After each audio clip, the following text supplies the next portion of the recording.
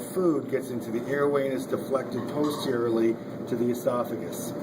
Posteriorly, we have these little cartilaginous structures that pivot. This is kind of damaged, but they pivot and they actually control the opening and closing of the vocal cords. When the vocal cords come together, the true vocal cords, these white bands, the opening is sealed and shut. When it's open, it's called the rima glottis, and that's based on these these three pieces of cartilage pivoting.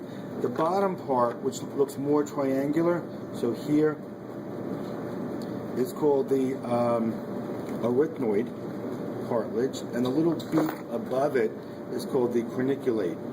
The cuneiform is not shown here, but this is the arytenoid and the corniculate.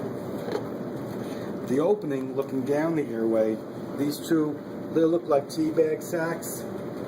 Those are two membranes that when the vocal cords close, the little pieces of thread represent the vocal cords. When they close, the airway is closed, and nothing gets down into the airway. When it opens, air can flow in and out of the lungs. So, from the trachea here to the trachea over here, air continues to travel down into the airway. On the surface of the lung, you have the right lobe and the left lobe. The surface of it is called the visceral layer. Now, since this sits inside a cavity, on the opposite side of the cavity would be the parietal layer. So as the diaphragm contracts, as the rib cage move out, it pulls the lungs with it, and because they have elastic tissue in them, they recoil passively. So you use energy to inhale during normal quiet breathing right now, but you're exhaling passively under the natural tendency for the lungs to recoil. The bottom here, flat part of the lung is called the base, and the top part of the lung is called the apex. This is just the opposite of the view of the heart, where the top part is flat with the major blood vessels, the base, and the bottom part where the ventricles meet is the apex. Again, this is the apex, this is the base. Down here you have the principal muscle of respiration, which is called the diaphragm. This is the central tendon of the diaphragm here. And then on the inside where the air comes down the trachea, this ridge here, which gives rise to the right primary bronchus and left primary bronchus, is called the carina. So it's an elevated ridge here at the bottom of the trachea, and then as it splits and forms another airway, it becomes the primary segment. As the primary segment splits again here and here, it becomes the secondary bronchus, and as the secondary bronchus splits again, they become the tertiary bronchus. Primary, secondary, tertiary.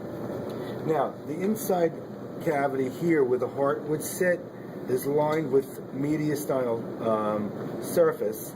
So this is the mediastinal surface, and since the heart fits in here on an oblique angle towards your left hip, this depression in the left lung here is called the cardiac notch. So although this is the cardiac notch, the surface of it is called the mediastinal surface. So some people get confused when I'm pointing to this area and they're not reading the question. If I say name the surface, it's the mediastinal surface. If I say name the depression, it's the cardiac notch. Again, and then you have the hilum, which is where the pulmonary veins and pulmonary arteries enter and exit the lung. So this is the root of the lung here that is holding the pulmonary veins and arteries in position, along with the bronchuses that are entering into the lung proper.